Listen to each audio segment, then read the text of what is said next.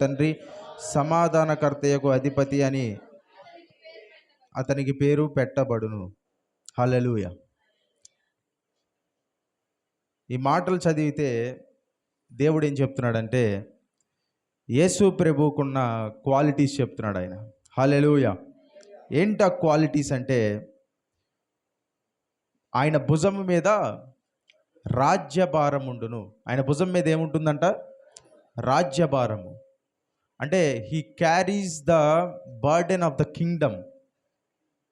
రాజ్యభారం ఉంది యేసు ప్రభు మీద. అంటే ఆయన శిశువుగా జన్మించిన యేసయ్య మీద ఏముంది? రాజ్యభారం ఉంది.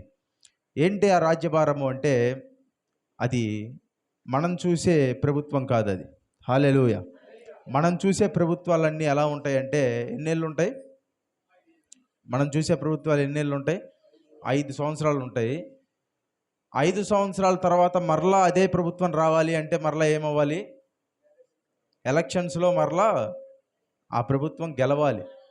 గెలవకపోతే ఆ ప్రభుత్వం రాజ్యము చేయలేదు, ఆ పార్టీ రాజ్యము చేయలేదు. అది తాత్కాలికమైన పదవి. పదవులు శాశ్వతం కాదు అంటారు కదా. పదవులు శాశ్వతం కాదు అంటారు కదా. కానీ యేసు ప్రభువుకి మాత్రం ఆయన రాజ్యము శాశ్వతమైనది. హల్లెలూయా. శాశ్వతమైన రాజ్యమైంది. ఆయనది ఒక 5 ఏళ్ళుండి పోయేటటువంటి రాజ్యము కానే కాదు. హల్లెలూయా. ఆయనది శాశ్వత కాలం ఉండే రాజ్యం. ఆయన రాజ్యంలో ఏముందంటే, దేవుడి రాజ్యం ఏంటంట?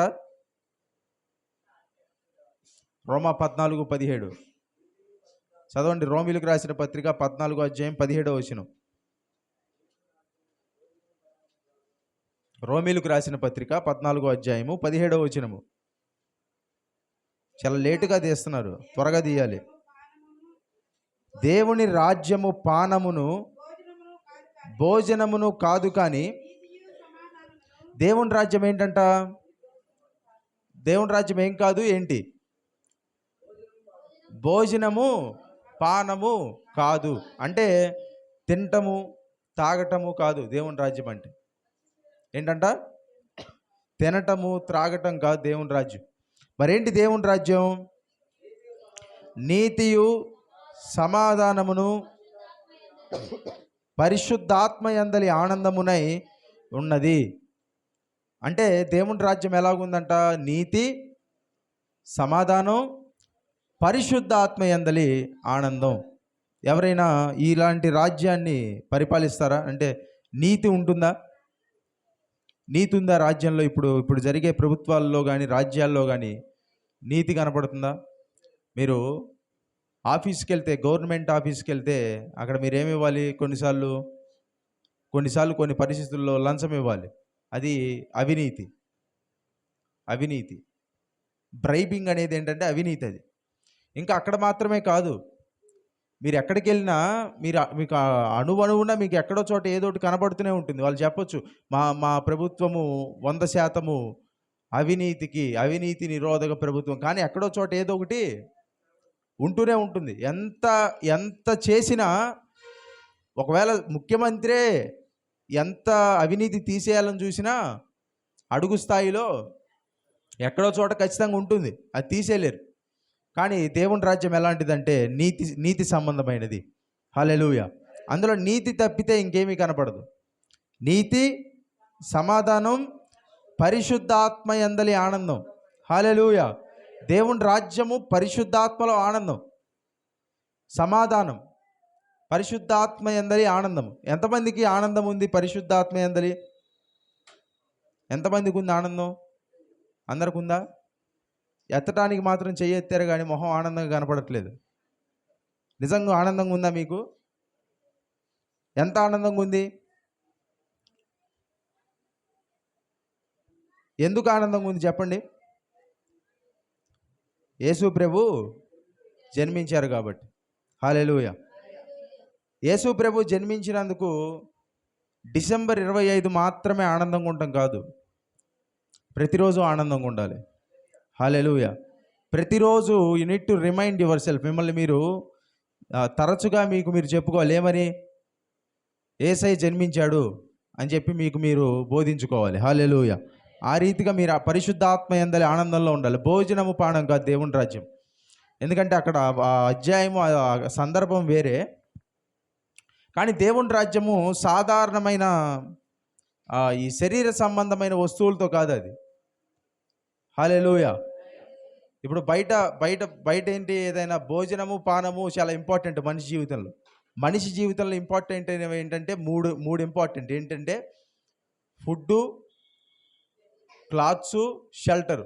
షెల్టర్ అంటే ఉండే స్థలము, అలాగే తినే ఫుడ్డు, ఇంకా వేసుకుండే బట్టలు. ఈ మూడు చాలా ప్రాముఖ్యం మనిషికి. ఈ మూడు ఉంటే మనిషి ఆనందంగా బతకొచ్చు అని అనుకుంటారు. ఈ మూడు ఉంటే దాదాపు మనిషికి అన్నీ ఉన్నట్టే అని అనుకుంటారు. కానీ ఈ మూడు లేని వాళ్ళు కూడా చాలామంది ఉన్నారు. ఇప్పుడు బయట హోమ్లెస్ పీపుల్ అంటారు. హోమ్లెస్ పీపుల్ అని ఫారిన్ కంట్రీస్లో హోమ్లెస్ అంటారు. హోమ్లెస్ అంటే ఏంటి? ఇల్లు లేనివారు. కానీ ఇక్కడ హోమ్లెస్ అంటారు, అడుక్కునే వాళ్ళు అంటారు. ఇక్కడ ఏమంటారు? అంటే రెస్పెక్ట్ కూడా లేదు వాళ్ళకి. అక్కడ రెస్పెక్ట్ ఉంది, అక్కడ కనీసం ఇల్లు లేనివాడు అంటారు బయట తిరిగేవాడిని. ఇంకా ఫుడ్ లేని వాళ్ళు, ఇట్లా ఏంటంటే లేని వాళ్ళు, ఇవన్నీ లేని వాళ్ళు. కానీ దేవుని రాజ్యం ఏంటంటే తినటము, త్రాగటము ఇవన్నీ కాదు. మనిషికి ఫుడ్ ఎంత ఇంపార్టెంట్ అంటే రేపు తినబోయే దాని గురించి కూడా ఈరోజే ఆలోచిస్తారు. ఏం చేస్తారు? రేపు తినబోయే దాని గురించి కూడా ఈరోజే ఆలోచిస్తారు. ఏమని? రేపేం వండుకోవాలి, రేపేం వండుతున్నావు అని భర్త భార్యను అడుగుతాడు. రేపేం వండాలి అని భార్య భర్తను అడిగిద్ది. రేపేం వండాలి, ఈరోజు ఎందుకు, రేపు పొద్దున్నే చూసుకోవచ్చు కదా. అంటే రేపు తినే దాని గురించి కూడా ఈరోజే ఆలోచన. ప్రస్తుతంలో ఉండరు. రేపేం తింటామో కూడా ఈరోజు. అదిగే ఏమంటాడంటే ఏమి తిందుమా, ఏమి తాగుదుమా, ఏమి ధరించుకుందుమా అని ఆలోచన చేయొద్దు. బాధ అవన్నీ తలుచుకుంటేనే బాధ. అసలు బాధపడటంలో ప్రయోజనమే లేదు. ఒక వ్యక్తి అంట రేపటి గురించి బాధపడ్డాడంట, ఈరోజు రాత్రే చచ్చిపోయాడంట. ఇప్పుడు రేపటి గురించి బాధపడటంలో ఏమైనా పాయింట్ ఉందా? ఎందుకు? ఈరోజు రాత్రి చచ్చిపోయాడు, రేపటి గురించి అనవసరంగా బాధపడ్డాడు. అనవసరంగా భావోద్రేగాలు వ్యర్థమైపోయినాయి. ఆ చచ్చిపోయే గడియల ముందే ఆనందంగా బతికి చచ్చిపోవచ్చుగా. బాధపడి చచ్చిపోయాడు రేపటి గురించి. తాను బతకని రేపటి గురించి తాను బతికున్న ఈరోజు ఆలోచించి చచ్చిపోయాడు. ప్రయోజనం ఏమైనా ఉందా? అదే ఆనందంగా బతికుండి కుటుంబంతో సంతోషం గడిపుంటే ఆ సమయాన్ని ఎంతో బాగుండేది కదా. హల్లెలూయా. కాబట్టి బాధపడటంలో ప్రయోజనం ఏమీ లేదు. వీటన్నిటి గురించి ఆలోచించాల్సిన పని లేదు. దేవుడు ఎప్పటికీ కావాల్సిన వాటిని అప్పటికి ఆయన ఇస్తూనే ఉంటాడు ఆయన. హల్లెలూయా. కాబట్టి భోజనము, దేవుని రాజ్యం అంటే మెటీరియలిస్టిక్ కాదు. దేవుని ఆయన భుజముల మీద రాజ్యభారం ఉంది అంటే ఆ రాజ్యభారం ఎలాంటిది అంటే అది మెటీరియలిస్టిక్ కాదు. అందుకే ఒకసారి ఏమవుతుంది, యోహాను శుభవార్త 6వ అధ్యాయంలో యేసయ్య ఒక అద్భుతాన్ని చేసి అక్కడ ఉన్న అనేక మందికి రొట్టెలు పంచిపెడితే ఏం చేస్తారు? ఆయన ఎక్కడికి వెళ్తే ఏం చేస్తారు? ఎక్కడికి వెళ్తే అక్కడికి వెళ్ళిపోతారు వీళ్ళు. ఏంటంట? చదువుతారు ఒకసారి ఆ మాట. యోహాను సువార్త 6వ అధ్యాయం తీయండి ఒకసారి. యోహాను సువార్త 6వ అధ్యాయం. ఆయన ఏం చేస్తాడు అంటే ఫిలిప్పుని ఆంద్రేయని అడుగుతాడు. ఏం చేయాలంటే ఫిలిప్ అంటాడు, ఆంద్రేయ అంటాడు, వాళ్ళిద్దరు అంటారు ఏమంటారు? డబ్బులు లేవు, ఒకవేళ ఉన్న సరిపోదు అంటారు. కానీ దేవుడు ఏం చేస్తాడు? యేసయ్య ఏం చేస్తాడు? ఇది చూడాలి. యేసయ్య ఏం చేస్తాడు?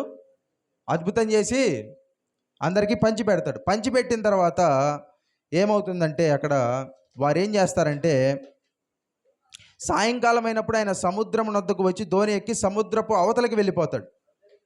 అద్దరికి వెళ్ళినప్పుడు వీళ్ళు ఏం చేస్తారు? మరునాడు సముద్రపు అద్దర నిలిచి ఉన్న జనసమూహము వచ్చి చూడగా, ఇక్కడ 22వ వచనం నేను చదివితే ఆయన వెతుక్కుంటూ వెళ్ళిపోతారు. కాబట్టి 24వ వచనం, కాబట్టి యేసును ఆయన శిష్యులను అక్కడ లేకపోవటం జనసమూహము చూచినప్పుడు వారు ఆ చిన్న దోణిలెక్కి యేసును వెతుకుచూ కపెర్నహూమునకు వచ్చి, అంటే వెతుక్కుంటే యేసయ్య దగ్గరికి వచ్చారు వీళ్ళందరూ. దేనికి? అంతకుముందు ఏమవుతుంది? యేసు ప్రభువుని రాజుగా చేద్దామని చెప్పి తీసుకెళ్ళిపోవాలనుకుంటారు. దేనికి రాజుగా చేయటం? ఏం చేశాడు ఆయన? అంతకుముందు భోజనం పెట్టాడు. వాళ్ళు ఉన్న 4 రొట్టెలు, ఉన్న 5 రొట్టెలు, 2 చేపలు తీసుకొని అందరికీ భోజనం పెట్టేసరికి వీళ్ళకి చాలా సంతోషం అనిపించి ఇతను కదా మనకి రాజుగా ఉండాల్సింది. ఎందుకు? ఇతను రాజుగా ఉంటే ఏమవుతుంది? ఇక మనం పని చేయాల్సిన అవసరము లేదు.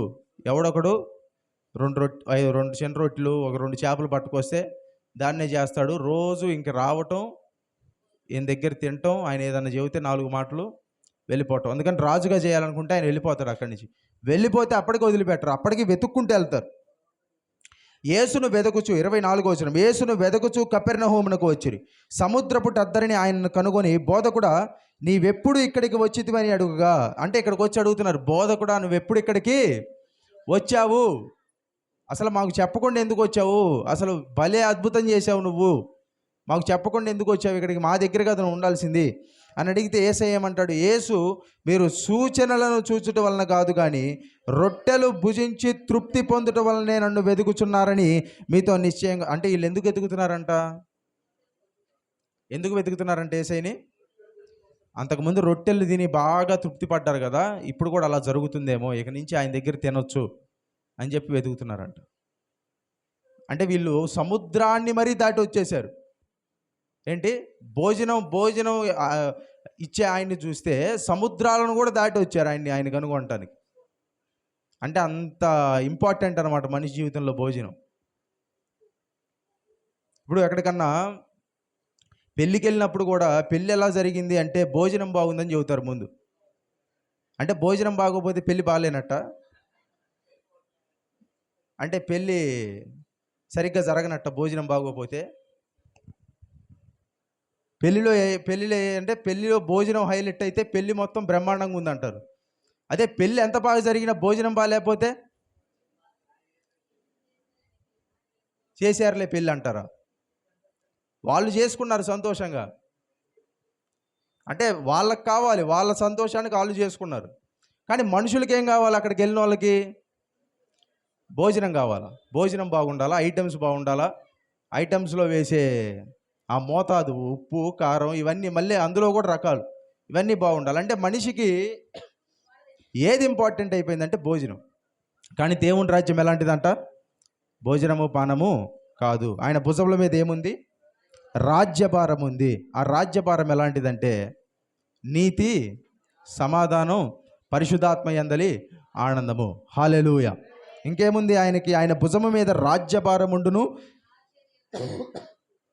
ఆశ్చర్యకరుడు. ఆయన ఏంటంట, ఆశ్చర్యకరుడు, ఆశ్చర్యమైన కార్యాలను చేసేటటువంటి దేవుడు ఆయన. హల్లెలూయా. ఆశ్చర్య కార్యాలు చేస్తాడు ఆయన. ఆయన చేసిన కార్యాలన్నీ ఎలా ఉంటాయి, ఆశ్చర్యంగా ఉంటాయి. ఎవరైనా కానీ అంతకుముందు యేసు ప్రభు చేసిన అద్భుతాలు ఎవరు చేయలేదు.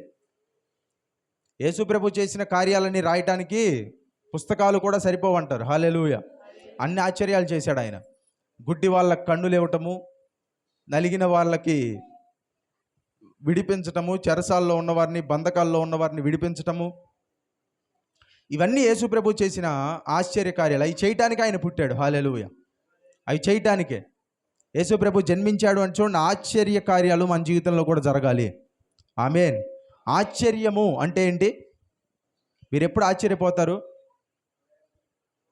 ఆశ్చర్యం ఎప్పుడు వస్తుంది చెప్పండి, ఊహించనివి జరిగినప్పుడు ఆశ్చర్యం వస్తుంది కదా. అంటే దేవుడు యేసు ప్రభు చేసే కార్యాలు ఎలా ఉంటాయంటే మన ఊహకు అందనటువంటి కార్యాలు. హల్లెలూయా. అంటే మనము ఇమాజిన్ కూడా చేసుకోలేం. ఎఫ్ఎస్సి 3:19-20 చదవండి. అక్కడ ఏమంటారు, ఎఫ్ఎస్సీలకు రాసిన పత్రిక 3వ అధ్యాయము 19-20 వచనాల్లో ఒకసారి ఎఫ్ఎస్సి 3:20 వచనం చదవండి. మనలో కార్యసాధకమైన తన శక్తి చొప్పున మనం అడుగు వాటి కంటేను ఊహించు వాటి కంటేను అత్యధికముగా చేయ శక్తి గల దేవునికి. అంటే ఏంటంట, మనం అడిగే వాటికన్నా ఊహించే వాటికన్నా అత్యధికంగా, అంటే ఊహించిన దానికన్నా ఎక్కువగా చేసే శక్తి ఎవరికి ఉంది, దేవుడికి ఉంది, యేసయ్యకు ఉంది. హల్లెలూయా. మనం అడిగేటప్పుడు ఎలా అడుగుతాం, మీకు ఏదన్నా కావాలనుకోండి ఎలా అడుగుతారు మీరు, ఎక్కువ అడిగితే బాగోదని చెప్పి 2 ప్రభువా, 2 చాలు ప్రభువా అని అడుగుతారు, ఎక్కువ అడిగితే బాగోదని. కానీ మనసు ఏం చెప్తుంటుంది మీకు, 4 కావాలి, 4 అడిగితే బాగుండు. కానీ అడిగితే ఏమవుతుందో దేవుడు వింటాడో ఏండో, 4 మరీ ఎక్కువ కదా అని 2 అడుగుతారు, 4 ఊహించుకుంటారు. కానీ దేవుడు దానికన్నా అత్యధికంగా 6 ఇస్తాడు ఆయన. హల్లెలూయా. అడుగు వాటికంటే, ఊహించు వాటికంటే అత్యధికంగా చేసే శక్తి ఉంది ఆయనకి.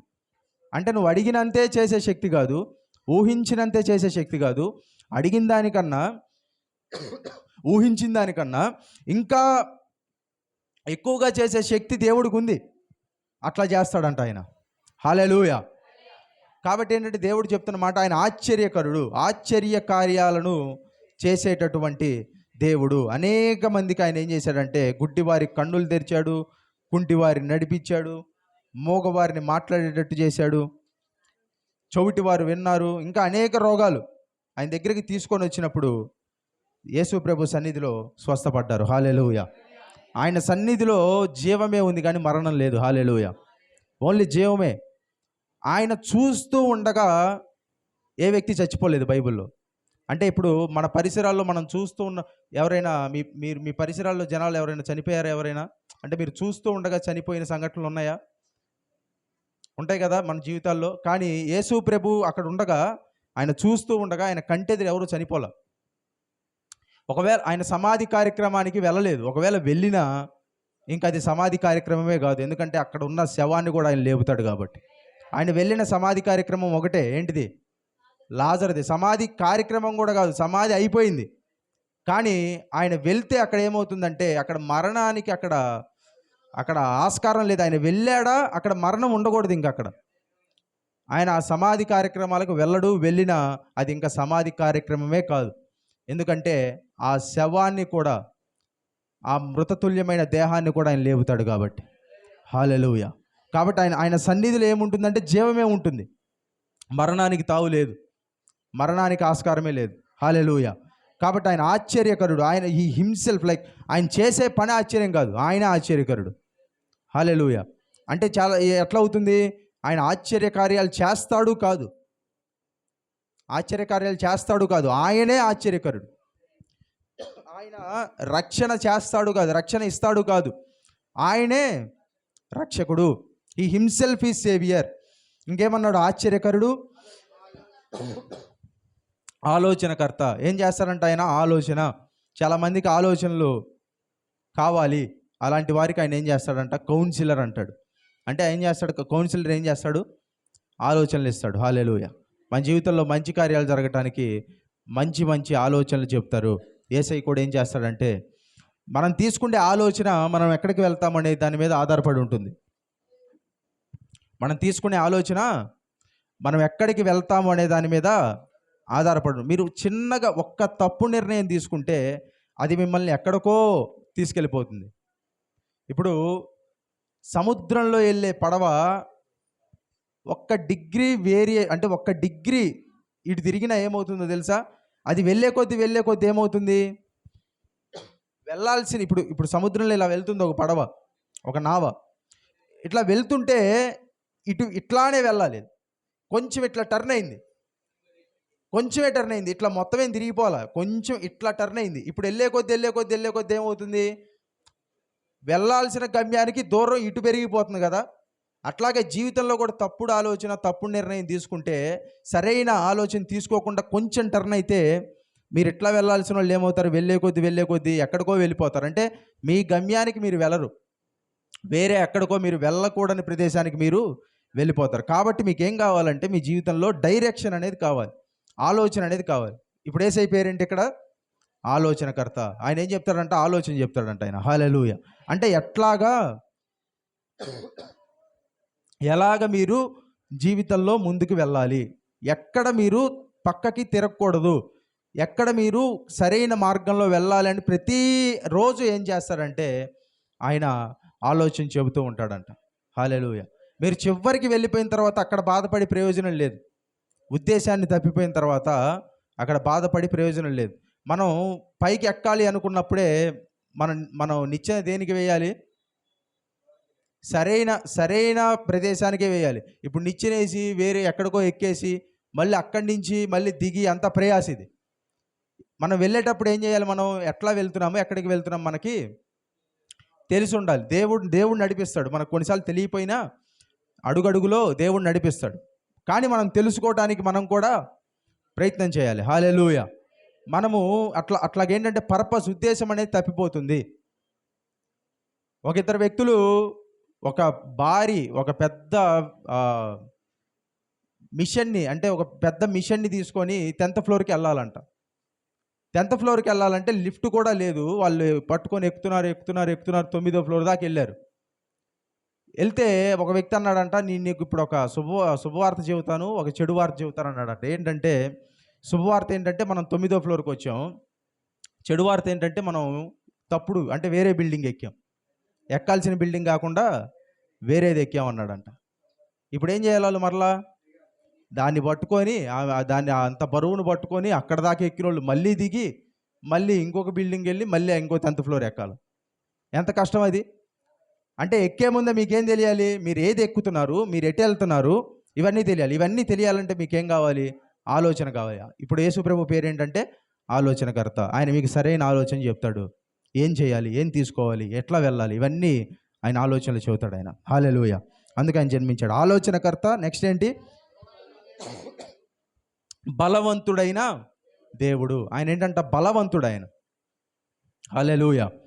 అంటే బలహీనుడు కాదు ఆయన.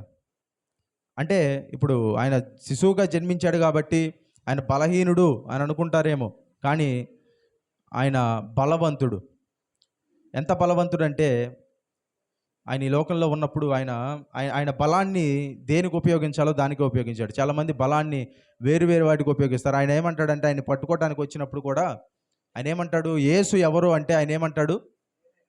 నేనే అంటాడు. అనగానే వాళ్ళు ఏమవుతారు? వెనక్కి పడిపోతారు. అంటే ఆయన మాటలో ఏముంది? బలం ఉంది. నేనే అంటేనే పడిపోయిన వాళ్ళు, ఆయన ఇంకా ఒక దెబ్బ కొడితే వాళ్ళలో ఎవరైనా బతికుంటారు అక్కడ? ఎవరు బతికుండరు. అంత బలం ఉంది ఆయనకి. కానీ ఆయన బలాన్ని దేనికి ఉపయోగించలేదు? నాశనం చేయడానికి ఉపయోగించాల. ఆయన బలాన్ని రక్షించడానికి ఉపయోగించాడు. హల్లెలూయా. చాలామందికి కూడా బలం ఉంటుంది, కానీ ఆ బలాన్ని దేనికి ఉపయోగిస్తారు? ఒకళ్ళని భయపెట్టడానికి, నాశనం చేయటానికి, వీటికన్నిటికి ఉపయోగిస్తూ ఉంటారు. కానీ మనకున్న బలాన్ని దేనికి ఉపయోగించాలి? నాశనం చేయటానికి, వీటికి ఉపయోగించకూడదు. బలాన్ని మనుషుల్ని రక్షించడానికి ఉపయోగించాలి. హల్లెలూయా.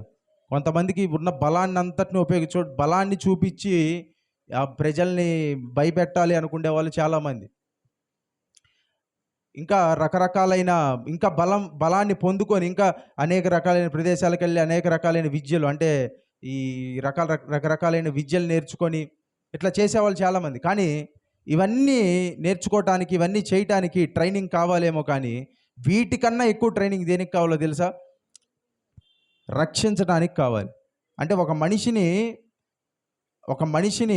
ఒక అపవాది నుంచి రక్షించటానికి, ఈ లోకం నుంచి రక్షించడానికే ఎక్కువ బలం కావాలి, నాశనం చేయడానికన్నా. హల్లెలూయా. వారే గొప్ప బలవంతులు ఈ లోకంలో. హల్లెలూయా. ప్రజల్ని భయపెట్టే వాళ్ళు వీళ్ళు కాదు. యేసుప్రభు ఏంటంట? బలవంతుడైన దేవుడు. ఆయన శిలువ మీద ఉన్నప్పుడు కూడా ఏమైంది? శిలువ మీద చాలామంది అంటారు, ఆయన శిలువ మీద ఉన్నారు, ఆయన దిగిపోవచ్చు కదా, ఆయన అక్కడి నుంచి రావచ్చు కదా, రక్షించుకోవచ్చు కదా. అంటే ఆయన శిలువ మీద ఉన్నప్పుడు ఆయన రక్షించుకుంటే మనల్ని రక్షించడానికి ఎవరు ఉండేవాళ్ళు కాదు. హల్లెలూయా. అందుకే ఆయన రక్షించుకోలేదు. కాబట్టి అంత బలవంతుడైన దేవుడు మన కొరకు ఈ లోకంలోకి మన శరీరాన్ని ధరించుకొని వచ్చాడు. హల్లెలూయా. బలవంతుడైన దేవుడు. ఇంకేంటంట? నిత్యుడగు తండ్రి. అంటే ఎటర్నల్ ఫాదర్. అంటే ఈజ్ ఫాదర్ ఫర్ ఎవర్. ఎప్పటికీ తండ్రి. నిత్యము అంటే ఏంటి? ఎప్పటికీ. ఎటర్నల్, ఎప్పటికీ శాశ్వతంగా ఉండేదాన్ని నిత్యము అంటారు. కొద్దికాలం ఉండిపోయేదాన్ని నిత్యము అనరు. ఆయన మనకు ఎలాంటి తండ్రి అంట? నిత్యుడగు తండ్రి. అంటే ఒకసారి ఆయన మనకు తండ్రిగా మారాడా, ఇంకా మనకి ఆయనకి ఎప్పటికీ తండ్రి. ఈ లోకంలో మనల్ని అన్నీ పోతాయి, అన్ని రిలేషన్స్ కట్ అయిపోయే అవకాశం ఉంది, కానీ దేవుడితో ఉన్న రిలేషన్ కట్ అయ్యే అవకాశమే లేదు. హల్లెలూయా. ఎంత బలమైన బాండింగ్ అయినా ఏమవుతుందంటే కొన్నిసార్లు తెగిపోతుంది. అది మరలా అతికించాలి, మరలా దగ్గర ప్యాచ్ వర్క్ చేయాలన్నా కుదరదు. మళ్ళా అది అది చేస్తే చేసినట్టే కనపడిద్ది. ఎట్లా ఉంటుంది ఇప్పుడు ఎలా ఉంటుంది? ప్యాచ్ వర్క్ చేస్తే చేసినట్టే ఉంటుంది. అది మరలా కొత్త దానిలా కనపడుతుందా? కనపడదు. ఏదో అది అతికిచ్చినట్టు బలవంతంగా ఉన్నట్టు ఉంటుంది. ఇప్పుడు తెగిపోయిన సంబంధాలను కూడా మరలా అతికియాలి అంటే దేవుడు ఇంటర్ఫీర్ అయితే తప్పితే అది అది మరలా వల్ల కాదు అది. కాబట్టి ఏంటంటే దేవుడితో ఉన్న సంబంధం మాత్రం ఏంటంటే ఎప్పటికీ తెగిపోదు, ఎప్పటికీ పోని సంబంధము దేవుడితో మనకున్న సంబంధము. హల్లెలూయా. కాబట్టి మనకున్న సంబంధాల్లో కూడా మనం ఏం చేయాలంటే దేవుణ్ణి పెట్టాలి మధ్యలో. అప్పుడు ఏమవుతాయంటే మనం దైవ సంబంధంగా ఉంటాయి. అవి కూడా ఏంటంటే బలంగా ఉంటాయి అవి. హల్లెలూయా. ఇప్పుడు ఒక త్రికోణం ఉంటే అందులో దేవుడి వైపు మనం వెళ్ళాలి. అప్పుడు మనం ఏం చేస్తాం? ఒక పాయింట్లో కలుస్తాం. ఇప్పుడు ఇట్లా ఉంటుంది కదా త్రికోణం. ఇప్పుడు ఇక్కడ ఒక మనిషి ఉన్నాడు, ఇక్కడ ఒక మనిషి ఉన్నాడు అనుకోండి, మధ్యలో దేవుడు ఉన్నాడు. మనం అంటే భార్యాభర్తలే అనుకుందాం ఉదాహరణకి. దేవుడు ఇక్కడ ఉంటే ఇక్కడికి ఏముంది? మధ్యలో గ్యాప్ ఉంది. వీళ్ళు కలవాలి అనుకుంటే కలవలేరు. ఇప్పుడు ఏం చేయాలి? వీళ్ళు దేవుణ్ణి కలవటానికి వెళ్ళాలి. ఇట్లా వెళ్ళే కొద్ది ఏమవుతుంది? వీళ్ళు ఇద్దరు దగ్గరికి వస్తారు. హల్లెలూయా. అంటే వీళ్ళు దేవుడి వైపు చూసి దేవుణ్ణి కలవాలని ఆయన వైపు చూస్తే ఆటోమేటిక్గా వీళ్ళ మధ్యలో ఉన్న సంబంధం ఏమవుతుంది? బలపడుతుంది. వీళ్ళు బలపడతారు. ఈ సంబంధాన్ని దేవుడి వైపు చూస్తూ కట్టుకున్నది కాబట్టి అది ఏ మనుష్యుడు విడదీయలేడు అది. హల్లెలూయా. కాబట్టి దేవుణ్ణి పెట్టాలి మనం మధ్యలో. నిత్యుడగు తండ్రి, ఎటర్నల్ ఫాదర్, ఆయన్ని తీసుకొని వచ్చి మనం మధ్యలో పెడితే సంబంధము అంత అద్భుతంగా ఉంటుంది. ఇంకేంటంట? సమాధానకర్తయగు అధిపతి, అంటే he is the prince of peace అంట.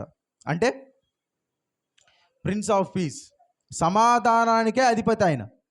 అంటే సమాధానాన్ని ఆయన ఊరక చూపించట్లే. అక్కడ సమాధానం ఉంది, వెళ్ళి తెచ్చుకోపో అనట్లేదు ఆయన. ఏంటైనా సమాధానానికే అధిపతి. He himself is the prince, he himself is the king, he himself is the ruler. Hallelujah.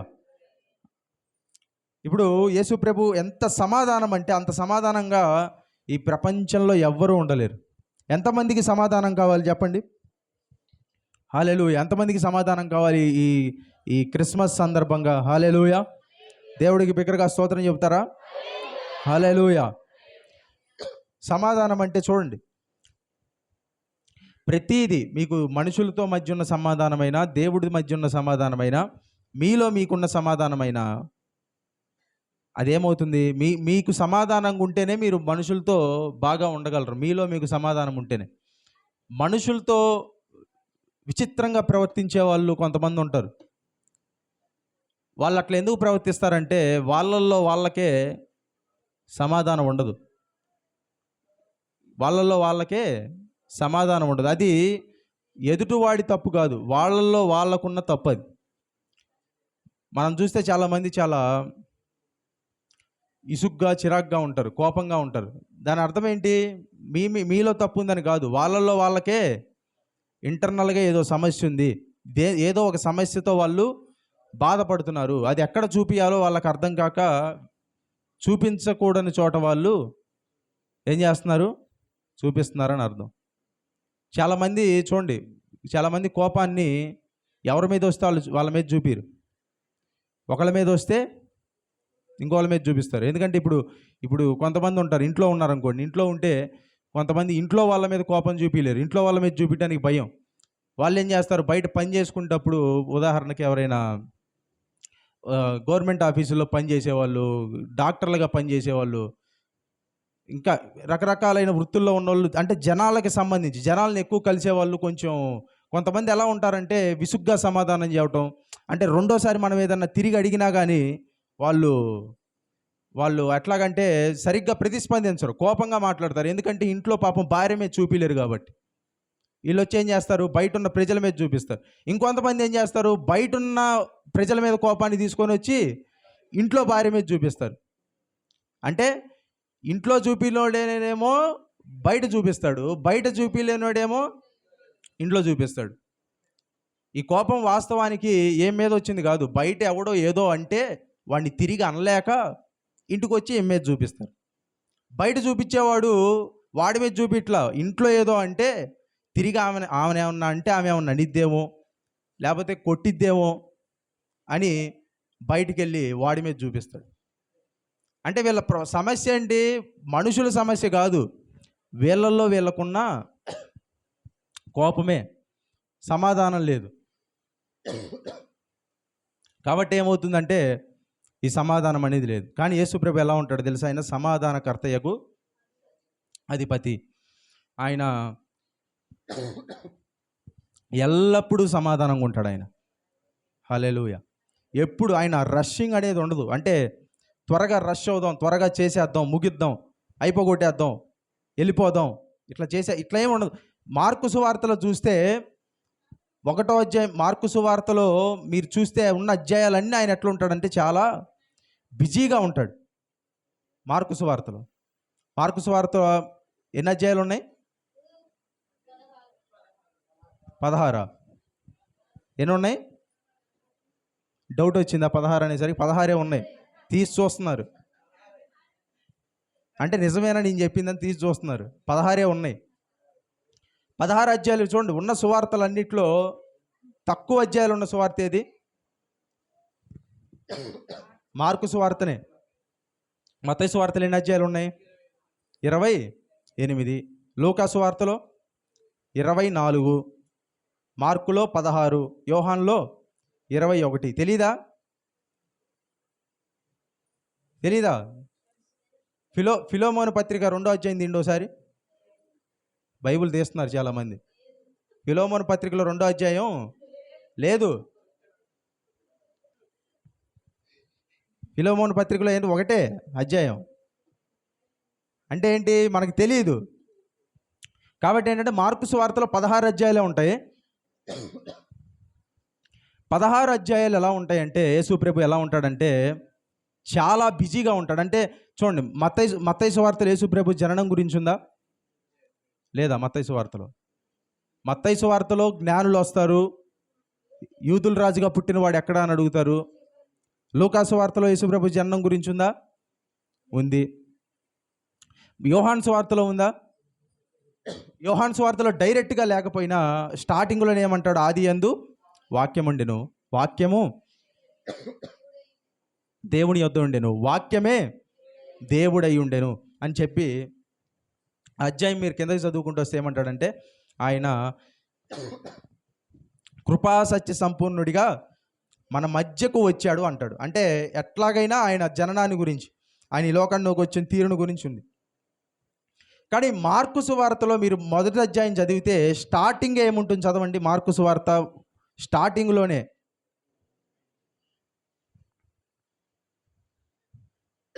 Mark సువార్త స్టార్టింగ్ దేవుని కుమారుడైన యేసుక్రీస్తు సువార్త అంటే ఏంటి? డైరెక్ట్గా ఎక్కడికి వెళ్ళిపోయింది? అకౌంట్ పరిచర్యకి వెళ్ళిపోయింది. అంటే సువార్త మొదలు పెట్టడమే ఎలా మొదలు పెట్టాడు తెలుసా? యేసు ప్రభు పరిచర్యతో మొదలు పెట్టేశారు. అంటే ఆయన ఒక పరిచారకుడు, ఒక దాసుడు. ఎప్పుడు ఆ పత్రిక ఆ సువార్త అంతా చూస్తే అక్కడి నుంచి ఇక్కడికి వెళ్ళటం, ఇక్కడి నుంచి మీరు 1వ అధ్యాయం చదవండి. ఇంకా 1వ అధ్యాయమే కాదు, ఉన్న అధ్యాయాలన్నీ చదవండి. మీకు ఒక పదం ఎక్కువ కనపడుతుంది. ఏంటో తెలుసా? ఆ పదం వెంటనే. ఏం పదం? వెంటనే. 1వ అధ్యాయంలోనే చాలాసార్లు ఉంటుంది మీరు చదివితే. 1, 2 అధ్యాయాల్లోనే వెంటనే వెంటనే వెంటనే కనబడుతుందా? ఏంటి వెంటనే? వెంటనే అంటే ఏంటి? వెంటనే అని ఎప్పుడు అంటారు మీరు?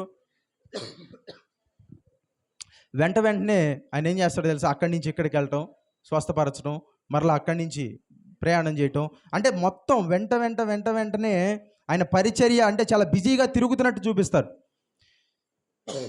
హల్లెలూయా. అంత బిజీగా తిరుగుతున్నా కానీ, అంత స్ట్రెయిన్ అవుతున్నా కానీ ఆయనకేంటంటే ఆయన సమాధానంగానే ఉన్నాడు. హల్లెలూయా.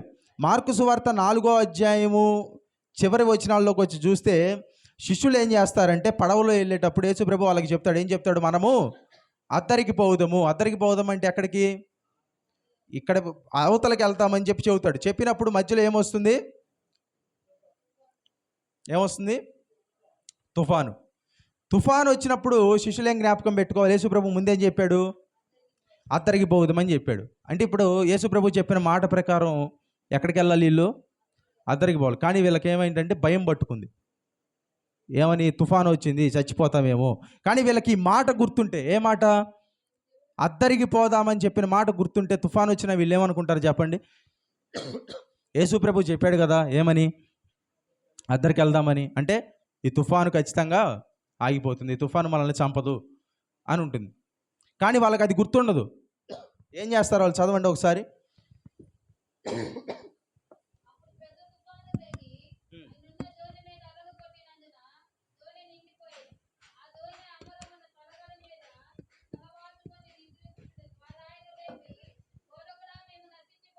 ఎంత తుఫాను రేగిందంట? పెద్ద తుఫాను. ఏం తుఫాను? పెద్ద తుఫాను. మనకి చిన్న చిన్న తుఫాన్లకే మనకు భయం, కానీ వాళ్ళకి ఏమొచ్చింది ఆ రోజు? పెద్ద తుఫాను వచ్చింది. పెద్ద తుఫాను వస్తే ఏమన్నారు వాళ్ళు? యేసుప్రభు ఏం చేస్తున్నాడు? దోణి అమరమున తలగడగా చేసుకొని నిద్రపోతున్నాడు. అంత పెద్ద తుఫాన్లు ఎవరైనా నిద్రపోతారా? ఎవరైనా నిద్రపోతారా? అంత పెద్ద తుఫాన్లు అంత సమాధానంగా నిద్రపోరు. ఇప్పుడు శిష్యులు ఏం చేస్తున్నారు చూడండి. బోధకుడా, మేము నశించిపోతున్నాము, నీకు చింత లేదా? అంటే వీళ్ళేంటి? వీళ్ళలో కొంతమంది ఎవరు? వీళ్ళలో కొంతమంది చేసే పని ఏంటి? అంతకుముందు మత్తయి సువార్త 4:17 చదవండి ఒకసారి. ఏమంటాడు యేసు ప్రభు? నేను మిమ్మల్ని మనుషుల్ని పట్టే జాలర్లుగా చేస్తాను. అంటే అంతకుముందు ఏం జాలర్లు? చేపలు పట్టేవాళ్ళు. ఇప్పుడు చేపలు పట్టేవాళ్ళు సముద్రంలో తిరుగుతారా, నేల మీద తిరుగుతారా? ఎక్కువ సముద్రంలో తిరిగే అనుభవం ఉంటుందా ఉండదా వాళ్ళకి? సముద్రంలో తిరిగే అనుభవం ఉంటుందా ఉండదా? చేపలు పట్టే వాళ్ళకి ఉంటుంది కదా. ఇప్పుడు చిన్న చిన్న చితక తుఫాన్లు వాళ్ళు ఇదివరకు చూసే ఉంటారు కదా. ఖచ్చితంగా వాళ్ళు అన్ని తుఫాన్లు చూసిన వాళ్ళే కదా, అనుభవం ఉన్నోళ్ళే కదా. ఇప్పుడు కొన్నిసార్లు అనుభవం ఉన్నోడికి ఏం రాదు? ప్రమాదం వస్తున్నట్టు అనిపిస్తున్న భయం రాదు. ఇప్పుడు బైక్ని 100 మీద నడిపేవాడికి, 100 మీద నడపటం అలవాటు ఉన్నోడికి భయం రాదు. వెనక్కి కూర్చున్నోడికి ఫస్ట్ టైం 100 మీద పోతుంటే భయం పుడుతుంది. ఎందుకు? వీడికి ఎందుకు భయం లేదు, వీడికి ఎందుకు భయం పుడుతుంది? ముందున్నోడు అంతకుముందు చాలాసార్లు పోయాడు 100 మీద. కానీ వెనకున్నోడు ఏమనుకుంటున్నాడు? ఇలా మనం 100 మీద పోతే అంబులెన్స్లో పోవాల్సి వచ్చిద్దేమో అని వీడు భయపడతాడు. అంటే ఏంటి? వీడికి అనుభవం లేదు, వాడికి అనుభవం ఉంది, అందుకని భయపడ్డు. ఇప్పుడు వీళ్ళు శిష్యులు జాలర్లు అయి ఉండి, సముద్రంలో తిరగటం అలవాటు ఉన్న వాళ్ళు అయి ఉండి, వీళ్ళు ఏం చేస్తున్నారు? తుఫాను చూసి భయపడుతున్నారు. అంటే అనుభవం ఉన్నోడిని కూడా భయపెట్టిందంటే ఆ తుఫాను ఎంత పెద్ద తుఫాను మనము అర్థం చేసుకోవచ్చు. తుఫాన్ అంటే ఏదో ఇప్పుడు మనం చూస్తున్న 2-3 రోజులు మబ్బు పట్టి 4 జల్లులు పడిపోవటం అది కాదు. అంటే జాలర్లు రెగ్యులర్, అంటే ఎప్పుడు ఆ పనిలో ఆరితేరి నిపుణులైన జాలర్లను కూడా భయపెట్టిందంటే ఆ తుఫాన్ ఎలాంటి తుఫానో మనము అర్థం చేసుకోవచ్చు. అలాంటి తుఫాన్ అది. జాలర్లని, అనుభవం ఉన్న వాళ్ళను కూడా భయపెట్టింది. మనం కూడా అనుకుంటాం మన జీవితంలో మనకి చాలాసార్లు సమస్య వచ్చినప్పుడు మనం ఇదివరకు చాలాసార్లు చూసాం కదా అనుకుంటాం. కానీ ఆ సమస్యలు ఏం చేస్తాయంటే కొన్నిసార్లు యేసు ప్రభువుని సరిగ్గా నమ్మకపోతే అవి కూడా మనల్ని భయపెడతాయి. వీళ్ళు ఏం చేస్తారు? యేసు ప్రభువుని లేపి, ప్రభువా నీకు చింత లేదా? అంటే మేము నశించిపోతున్నాము, మేము చచ్చిపోతున్నాము, నువ్వు బాధపడట్లేదా? నువ్వు హాయిగా నిద్రపోతున్నావు, ప్రశాంతంగా విశ్రాంతి తీసుకుంటున్నావు అని లేపితే యేసు ప్రభు లేచి ఏం చేస్తారు? చదవండి. అందుకు ఆయన లేచి గాలిని గద్దించి నిశ్శబ్దమై ఊరకుండమని సముద్రముతో చెప్పగా గాలి అణిగి మిక్కిలి నిమ్మలమాయెను. హల్లెలూయా! దేవునికి స్తోత్రం చెప్తారా బిగ్గరగా? హల్లెలూయా! గాలి అణిగి మిక్కిలి నిమ్మలమాయెను. ఏమైందంట? మిక్కిలి నిమ్మలం. అంటే ఒక్కసారి ఊహించుకోండి, పెద్ద తుఫాను వచ్చి, పెద్ద గాలి వచ్చి, అంత టాపులన్నీ ఎగిరిపోతూ, చెట్లన్నీ పడిపోతూ, గందరగోళం అయిపోయి ఒక్క సెకండ్లో అసలు అప్పటిదాకా తుఫానే లేదు అన్నట్టు అయిపోతే మీకు ఎలా అనిపిస్తుంది? ఎట్లా అనిపిస్తుంది మీకు? అక్కడ వాళ్ళకి ఏమనిపించింది చూడండి. ఆయన ఒక్క మాట చెప్పాడంట లేచి, గద్దించగానే గాలి నిమ్మలమైంది. వచ్చింది ఎలాంటి తుఫాను? పెద్ద తుఫాను. నిమ్మలమైంది. ఎలా నిమ్మలమైంది? మిక్కిలి అన్నాడు. ఏంటి ఆ పదం? మిక్కిలి, యాడ్జెక్టివ్. ఏంటంటే అది మిక్కిలి అనే పదం యాడ్జెక్టివ్, పెద్ద అనే పదం యాడ్జెక్టివ్. యాడ్జెక్టివ్ అంటే తెలుసు కదా, విశేషం. అంటే వచ్చిన తుఫాను పెద్ద తుఫాను, అయిన నిమ్మలము మిక్కిలి నిమ్మలము. హల్లెలూయా. అంటే మిక్కిలి నిమ్మలమై, అంటే as if there is no cyclone at all before, even before. అక్కడ అప్పటిదాకా అసలు తుఫానే లేదేమో అన్నట్టుగా అయిపోయిందంట. అట్లయితే ఎలా ఉంటుంది ఒకసారికి చూసిన వాళ్ళకి? అప్పటిదాకా చదవండి ఒకసారి. అప్పుడు ఆయన, మీరెందుకు భయపడుచున్నారు, మీరు ఇంకనూ నమ్మిక లేక ఉన్నారా అని వారితో, అంటే ఎందుకు భయపడుతున్నారు, ఇంకా నమ్మిక లేక ఉన్నారని వారితో చెప్పినప్పుడు, ఇప్పుడు వాళ్ళు ఏం చేయాలి చెప్పండి? మిక్కిలి, అందరూ ఇటు చూడండి ఒకసారి. ఇప్పుడు మిక్కిలి నిమ్మలమైన తర్వాత సాధారణంగా ఏం చేయాలి? సంతోషపడాలి, ఆనందపడాలి. ఎందుకు? అంత పెద్ద తుఫాను ఆగిపోయింది కాబట్టి. ఇప్పుడు వాళ్ళు ఏం చేస్తున్నారు చూడండి. వారు మిక్కిలి భయపడి, అంతకుముందు ఏంటంట, పెద్ద తుఫాను చూసి ఏమయ్యారు? భయపడ్డారు. తుఫాను మిక్కిలి నిమ్మలమైన తర్వాత ఏం చేస్తున్నారు? మిక్కిలి భయపడ్డారు. భయపడటం కాదు, ఏంటంట, మిక్కిలి భయపడ్డారు. అంటే తుఫాను వాళ్ళని ఏం చేసింది? భయపెట్టింది. కానీ తుఫాన్ తర్వాత యేసు ప్రభు తెచ్చిన ప్రశాంతత, సమాధానం ఏం చేసింది? మిక్కిలి భయపెట్టింది. అంటే ఏంటి? ఉన్న భయం కన్నా ఇంకా భయం పెరిగిపోయింది వాళ్ళకి. అంటే గుండె జారిపోయింది అంటారు కదా, వాళ్ళ గుండె జారిపోయింది. ఎందుకంటే ఆ సమాధానాన్ని, ఆ ప్రశాంతతను చూసి. అసలు ఇప్పటిదాకా తుఫాన్ వచ్చిందా? ఇప్పటిదాకా పెద్ద గాలి కొట్టిందా? ఇప్పటిదాకా అంత గందరగోళం అయ్యి, పరిస్థితి అంతా తారుమారైపోయి చచ్చిపోతామేమో అనేదాకా వెళ్ళిన వాళ్ళు కూడా అసలు ఇప్పటిదాకా తుఫానే లేదు అనే పరిస్థితిని ఒక్క 2-3 సెకండ్లలో చూసేసరికి వాళ్ళ గుండెలు ఏమైనాయంటే అవిసిపోయి ఇంకా మిక్కిలి భయపడ్డారు. అంటే దేవుడిచ్చే సమాధానం ఎలా ఉంటుందో తెలుసా? కేవలం సమాధానంగానే ఉండదు. ఆ సమాధానాన్ని ఎవరైనా చూస్తే వాళ్ళ గుండెలు కూడా అవిసిపోతాయి. వాళ్ళు అసలు ఈ సమాధానం అంటే, ఇంత సమాధానం అంటే ప్రశాంతంగా ఉంటే ఎలా ఉంటుంది చెప్పండి? ప్రశాంతంగా ఏం మాట్లాడకుండా ఉంటే ఎలా ఉంటుంది? లేకపోతే ఇక్కడ ఎవరైనా నలుగురు పడి దొర్లి కొట్టుకుంటే ఎలా ఉంటుంది? దేనికి భయపడతారు జనాలు? కొట్టుకుంటే, అరుచుకుంటే, గొడవలు పడితే భయపడతారు. కానీ ప్రశాంతత ఏం చేస్తుంది? మనుషుల్ని ప్రశాంతంగా ఉంచుతుంది. కానీ తుఫాను భయపెట్టిన దానికన్నా శిష్యుల్ని భయపెట్టింది ఏంటంటే ప్రశాంతత. హల్లెలూయా. అంటే ఆయన ఇచ్చే ప్రశాంతత ఏంటంటే, భయపెట్టడం అంటే అదేదో మీరు దెయ్యాల సినిమాలు చూసినప్పుడు భయపడతారే, అలాంటి భయం కాదు అది. ఆ భయం ఎలాంటిది? ఆశ్చర్యంతో పడే భయం. అంటే ఇట్లా కూడా జరుగుతుందా, ఇట్లా కూడా అవుతుందా? యేసు ప్రభు ఎవరైనా యెషయా 9:6లో సమాధానకర్తయగు అధిపతి. ఈ లోకంలో ఎవడు సమాధానం ఇచ్చినా అది ఎలా ఉంటుంది? ఆయన యోహాను సువార్త 14:27 ఒక మాట అంటారు. ఏమంటారు? శాంతిని మీకు అనుగ్రహించుచున్నాను. మరలా ఏమంటాడు? నా శాంతిని మీకు అనుగ్రహించున్నాను. శాంతిని ఇస్తున్నాను అని చెప్పి ఊరకుండా మళ్ళీ ఏమంటాడు? వెంటనే నా శాంతిని. అంటే నా దగ్గర ఏ శాంతి అయితే ఉందో ఆ శాంతిని నేను నీకు ఇస్తున్నాను అంటాడు ఆయన. హల్లెలూయా. అంటే యేసయ్య దగ్గర ఉన్న శాంతి ఎలాంటి శాంతి? పెద్ద తుఫానులు కూడా సమాధానంగా ఉండే శాంతి. అంత తుఫానులను కూడా నిమ్మలం చేస్తే శిష్యులు కూడా భయపడేంత శాంతి. హల్లెలూయా. అలాంటి శాంతినే ఈ క్రిస్మస్కి దేవుడు మనకు ఇవ్వాలనుకుంటున్నాడు. ఆ శాంతిని, ఆ సమాధానాన్ని చూస్తే ప్రజలు కూడా భయపడాలి. సమాధానం ఇట్లా ఉంటుందా? సమాధానం అసలు ఈ సమాధానం ఏంటి ఇలా ఉంది అని వాళ్ళు భయపడేంత, ఆశ్చర్యచకితులయ్యేంత సమాధానాన్ని దేవుడు మనకిస్తాడు. హల్లెలూయా.